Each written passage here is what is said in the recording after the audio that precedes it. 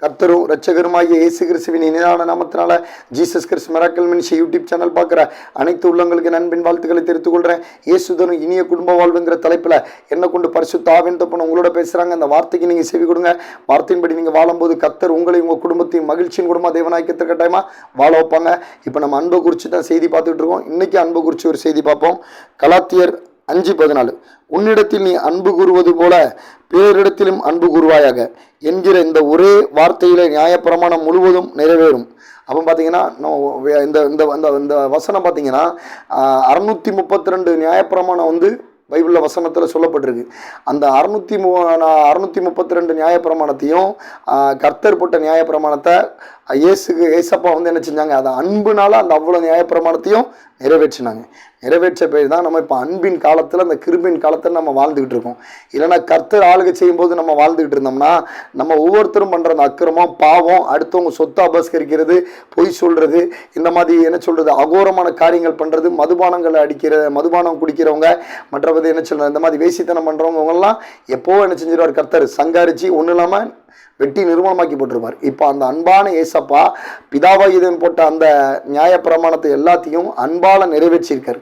நிறைவேற்றினால தான் அவரோட கிருபை, அந்த ஏசப்பா அன்புனாலே என்ன செய்கிறாரு, ஒவ்வொருத்தரையும் தனக்குள்ளே என்ன செய்கிறாங்க, கொண்டாடுறாங்க. அதனால தான் அந்த ஏசப்பா அந்த அன்புனால அவ்வளோ நியாயப்பிரமாணத்தை நிறைவேற்றினால தான் நம்ம அன்பின் காலத்தில் இருக்கோம். அதனால் ஒருத்தர் நினைச்சிங்க எவ்வளோத்துக்குள்ளே அன்பு கூற முடியுமோ அன்பு கூறுங்க. அதான் நீ உன்னை நேசிப்பது போல பிறரின் நேசின்னு வேதவசனம் சொல்லுது.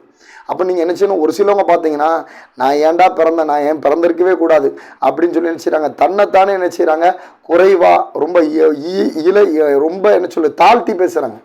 தன்னைத்தானே தாழ்த்துறாங்க, தன்னைத்தானே குறைவாக பேசுகிறாங்க. நானும் இப்படி ஒரு மூஞ்சை வச்சு பிறந்துட்டேனே, நானும் ஒன்றுத்துக்கு ஆகாதவன், நானும் ஒன்றுத்துக்கு ஆகாதவன், நானும் இருக்கக்கூடாது, நான் வாழறதுக்கு தகுதியற்றவன் அப்படின்னு ஒரு சிலவங்க பேசுகிறாங்க. அப்போ நீங்கள் ஜஸ்ட் அதை யோசித்து பார்க்கணும். ஒரு மிருகமாவோ ஒரு நாயாவோ ஏதோ ஒன்றை படைக்காமல் ஆண்டவராக கர்த்தராக இயேசு கிறிஸ்து வந்து உங்களை ஒரு மனுஷனா ஒரு மனுஷியாக படைச்சிருக்காங்களா. அப்போ ஆண்டவர் வந்து ஒவ்வொருத்தரும் ஒவ்வொரு அழகு. அப்போ நம்மளை வந்து அழகாகத்தான் படைச்சிருக்காரு, நம்ம நல்ல மாதிரி ஆரோக்கியமாக வச்சுருக்காரு அப்படின்னு நினச்சிடும். நீங்கள் ஒவ்வொருத்தரும் உங்களை முதல்ல அதிகமாக நேசிக்கணும். ஆண்டவர் என்ன மனுஷியாக படைச்சிருக்காரு, அதுக்காக ஆண்டவருக்கு ஸ்தோத்திரம், அதுக்காக நன்றி. எனக்கு நல்ல கைகால் நல்ல ஒரு சுவாசம், நல்ல ஒரு இருதயத்தோடு என்ன படைச்சிருக்காரு அப்படின்னு ஆண்டவருக்கு நன்றி சொல்லி உங்களை நீங்கள் அதிகமாக நினச்சிங்க, நேசிங்க. உங்களை நீங்கள் என்ன செய்யுங்க, அதிகமாக நேசித்து உங்கள் இடத்துல அன்பு செலுத்துங்க. அதே மாதிரி உங்களை நீங்கள் அன்பாக நேசிக்கிறது போல் பிறரும் என்ன செய்யுங்க, அவங்க இடத்துல அன்பை காட்டுங்க. நிறைய பேர் அன்பை காட்டுறதுக்கு என்ன செய்கிறாங்க, வம்பை தான் காட்டுறாங்க. எதா பேசினாலே வம்பான வார்த்தைகள் விடுறாங்க. அதனால என்ன சண்டை சச்சரவு குடும்பத்தில் வருது. பேசுகிறவங்க மற்றவங்க என்ன செய்ய, வம்பான வார்த்தைகளை பேசி பிரிவினை தான் உண்டு பண்ணுறாங்க. நல்ல வம்பான காரியங்களை பேசாமல் அன்பான வார்த்தைகளை பேசுங்க. அன்புனால என்ன செய்யுங்க, ஒருத்தர் அன்பாருங்க. நீங்கள் கணவன் எப்படி உங்களை அன்பாக நேசிக்கிறீங்களோ அதே மாதிரி மனைவியை நேசிங்க, பிள்ளைங்களை நேசிங்க, உங்கள் சொந்த பந்தங்கள், உற்றார் உறவினர்களை என்ன செய்யுங்க, நீங்கள் அதிகமாக நேசிங்க. ஏன்னா அது அன்பான ஏசப்பா உங்களுக்குள்ளே இருக்காங்க. உங்களுக்காண்டி நீங்கள் நல்லா வாழதுக்காண்டி, நான் நல்லா வாழதுக்காண்டி பிதாதேவன் போட்ட அந்த நியாயப்பிரமாணத்தை எல்லாத்தையும் 632 நியாயப்பிரமாணத்தையும் நிறைவேற்றி நம்மளை மன்னிக்கக்கூடிய ஒரு ஏசப்பா, நம்மளை அரவணைக்கக்கூடிய ஏசப்பா இந்த வீடியோ பார்த்துட்டு இருக்க சகோதர சகோதரி ஒவ்வொருத்தரையும் என்ன செஞ்சுட்டு இருக்காங்க, கண்ணோக்கி பார்த்துட்டு இருக்காங்க. நீங்கள் அன்பா ஆண்டவரே, நான் அன்பா நீங்கள் அவர்கிட்ட ஜெபம் பண்ணி பாருங்க, என் பிள்ளை என்ன அன்பா கூப்பிடுது அப்படின்னு உங்களோட ஜெபத்தை என்ன செய்வாங்க, கட்டாயமாக கேட்பாங்க. ஏன்னா ஏசப்பா அன்பான தெய்வம். அந்த அன்பான தெய்வம் என்ன சொல்லுதுன்னா, நீங்கள் ஒன்றை நேசிக்கிறது போல பிறர் நேசி அப்படின்னு வேதவசனம் சொல்லுது. அப்போ நீங்கள் உங்களையும் அதிகமாக நினைச்சணும், நேசிக்கணும். உங்களை நீங்கள் ஒவ்வொருத்தரும் நினச்சிங்க, நேசிங்க. அதே மாதிரி உங்கள் சொந்த பந்தங்கள், தெரிஞ்சவங்க எல்லாத்தையும் அன்பை மட்டும் நினச்சிங்க, வெளிப்படுத்துங்க. அன்பை வெளிப்படுத்தி அவங்கள அதிகமாக நேசிங்க. கூடுமான அளவுக்கு அவங்கள்ட்ட அன்பை மாத்திரம் காட்டுங்க. அதுதான் வேதவசனம் தெளிவாக சொல்லுது. அப்போ நீங்கள் அன்பை காட்டும் போது அந்த அன்புனால உங்கள் அந்த உறவு என்ன செய்யும், இன்னும் அந்யூன்யமாகவும், அன்புனால அந்த உறவு என்ன செய்யும், கெட்டப்படும். அப்போ நம்ம வந்து அன்பை தான் காட்ட சொல்லி வேதவசனம் சொல்லுது. அப்போ நம்ம வந்து யாரோட உள்ளத்தையும் என்ன செய்யுதுங்க, காயப்படுத்த மாதிரி பேசாதீங்க, அன்பாக பேசுங்க. உங்கள் சொந்த பந்தங்க, ஃப்ரெண்ட்ஸு, உங்கள் நெய்பர் எல்லாத்தையும் என்ன செய்யுங்க, அன்பாக பேசுங்க. அந்த அன்பை தான் பேச சொல்லி வேதவசனம் சொல்லுது. உன்னை நீ எந்த அளவுக்கு நீ வந்து என்ன சொல்லுதுன்னா, நீ அன்பு கூறுவது போல, உன்னிடத்திலையும் அன்பு கூறுவது போல பிறனிடத்திலையும் அன்பு கூறு. அப்போ உங்களை நீங்கள் எவ்வளோ அன்பாக, நான் அழகாக இருக்கேன் அப்படி இருக்கேன், நீங்கள் உங்களை எவ்வளோ அன்பாக நேசிக்கிறீங்களோ அதே மாதிரி பிறரையும் நினச்சிங்க, அன்பாக நேசிங்க. அவங்க இடத்துல அன்பை மட்டும் காட்டுங்க. இது ரொம்ப ரொம்ப முக்கியமான காரியம். ஏன்னா எனக்கு தெரிஞ்சு இது யாருக்குமே இந்த சாட்சியை நான் சொல்லியிருக்கேன். ஒரு சகோதரி வந்து கல்யாணம் ஆகி போனவங்க நேசரத்து பக்கம், அவங்க கணவர் கல்யாணம் முடிச்சு வச்சுட்டு என்ன செஞ்சிட்டாருன்னா ஃபாரினை பார்த்து போயிட்டார். ஃபாரின் பார்த்து போன உடனே அவங்க மாமியார் என்ன பண்ணாங்க, இந்த அம்மா வந்து அவங்களும் கிறிஸ்தவங்க தான், இந்த சகோதரியும் கிறிஸ்தவங்க தான், மருமகளும். மகன் ஃபாரின் போனதுக்கப்புறம் இந்த அம்மா என்ன செஞ்சுட்டாங்க, அந்த பொண்ணு ஒரு வேலைக்காரி மாதிரி தன்னுடைய எல்லா பணிவிடையும் செய்ய வச்சு, கால் அமைக்கி விட வைக்க அதெல்லாம் பண்ணி அந்த பொண்ணை ஒரு அடிமைத்தனமாக்கிட்டாங்க.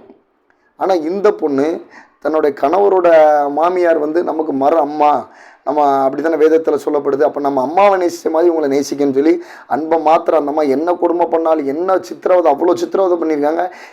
இந்த சகோதரி வந்து என்ன செஞ்சாங்க, அன்பை மாத்திரம் தான் மாமியார்ட்ட காமிச்சாங்க. எல்லாம் அவங்க திட்டுறது வைக்கிறதெல்லாம் ஆண்டோட்ட ஜோம் பண்ணிட்டு அவங்கள்ட்ட அன்பை மாத்திரமே என்ன செஞ்சுட்டு இருந்தாங்க, காமிச்சிட்டு இருந்தாங்க. அவங்களுக்கு செய்யக்கூடிய பணிவிட, அவங்களுக்கு செஞ்சு கொடுக்குற சாப்பாடு, கால் பிடிச்சி விடுறது, எல்லாம் மருந்து போடுறது, மாத்திரை எடுத்து கொடுக்க, எல்லாமே அன்பாகவே உபசரித்தாங்க.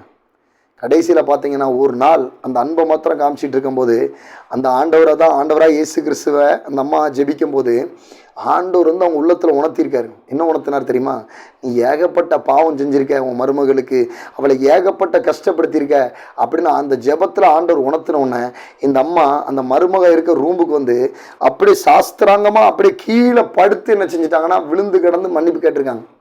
நான் உன்னை எவ்வளோ கொடுமைப்படுத்தியிருக்கேன், எவ்வளோ உன்னை வந்து திட்டியிருக்கேன், உன்னை என்னெல்லாமோ கொடூரமான காரியங்களும் உன்னை படுத்தியிருக்கேன், ஆனாலும் நீ எனக்கு செய்யக்கூடிய பணிவிடையை முகம் சுளிக்காமல் எனக்கு எல்லா பணிவிடையும் செஞ்சிய, என்னை வந்து நல்ல மாதிரி உபசரித்து அது எப்படிமான்னு கேட்டிருக்காங்க. இதுதாங்க அன்பு. அப்போ என்ன செய்யணும்னா, நம்ம பிறரை வந்து நமக்கு எவ்வளோ தான் நம்ம மற்றவங்க நம்மளை கெடுதல் பண்ணாலும், நம்மளுக்கு வந்து ஓத்திரம் கொடுத்தாலும் அந்த அன்பை மட்டும் செலுத்தி பாருங்கள். அந்த அன்பான ஏசப்பா உங்களுக்காண்டி யுத்தம் பண்ணுவார். அந்த அன்பான ஏசப்பா உங்களுக்காண்டி கிரியை செய்வாருங்க. இது மாறாத உண்மை. அதனால் என்ன செய்யுங்க, ஒவ்வொருத்தரும் கூடுமான மட்ட அளவும் உங்களுக்கு விரோதிகளாக இருந்தாலும் சரி, உங்களுக்கு வந்து துரோகம் பண்ணவங்களாக இருந்தாலும் சரி, அவங்கள்ட்ட அன்பை மாத்திரம் காட்டுங்க. ஏன்னா இந்த அம்மாவுக்கு ஆண்டவர் அந்த உள்ளத்தில் பேசின கர்த்தராகிய இயேசு கிறிஸ்து கட்டாயமாக என்ன செய்வாங்க, உங்களுக்கு வந்து நீங்கள் அன்பை செலுத்தும் போது உங்களுக்கு வம்போ உங்களுக்கு துரோகமோ பண்ணுறவங்கள கட்டாயமாக ஆண்டவராகிய இயேசு கிறிஸ்து உங்கள்கிட்ட ஒப்புரவாக வச்சுக்குவாருங்க. இது கட்டாயம் உங்கள் வாழ்க்கையில் நடக்கும். அதில் உங்களையும் நீங்கள் அன்பாக வச்சுக்கோங்க. பிறர் இடத்துல நினச்சிங்க, அன்பை மாத்திரம் செலுத்துங்க. அன்புனால அவங்க வாழ்க்கை கட்டப்படட்டும். ஏன்னா உலகத்தில் அன்பு தான் பெருசு. அந்த அன்பு இல்லைன்னா ஆண்டவர் ஆராதிக்க முடியாதுங்க. உண்மையிலே சொல்கிறேன், நீங்கள் என்ன ஜோம் பண்ணாலும் சரி, என்ன பைபிளை படித்தாலும் சரி, அந்த அன்பான வார்த்தைகள் உங்கள்கிட்ட இல்லாமல் மற்றவங்களை நீங்கள் அன்பாக நேசிக்காமல் ஆண்டவரையும் நீங்கள் அதிகமாக நேசிக்காமல் இருந்தால் அது வந்து என்ன சொல்லுதுன்னா வேஸ்ட். அது அப்போ நீங்கள் ஏசப்பா வந்து அன்பான தெய்வம். அதனால் அன்பு, பரிசுத்தம், விசுவாசம், இது ரொம்ப ரொம்ப முக்கியமான. அதனால் ஆண்டவர் அன்பாக இருக்கிறதுனால நீங்கள் என்ன செய்யணும், கூடுமான அளவுக்கு அன்பாக இருந்து பாருங்கள். அந்த அன்பு வந்து உங்களுக்கு என்ன செய்யும், பெரிய காரியங்களை உங்களுக்கு கட்டாயமாக செஞ்சு கொடுக்கும். அன்புனால உங்கள் வாழ்க்கை கட்டுப்படட்டும். கர்த்தர் தான் இந்த வார்த்தையின் மூலியமாக உங்களோட பேசியிருப்பாருன்னு விசுவாசிக்கிறேன். நீங்கள் கர்த்தரால் ஆசீர்வதிக்கப்பட்ட தேவ ஜனங்கள்.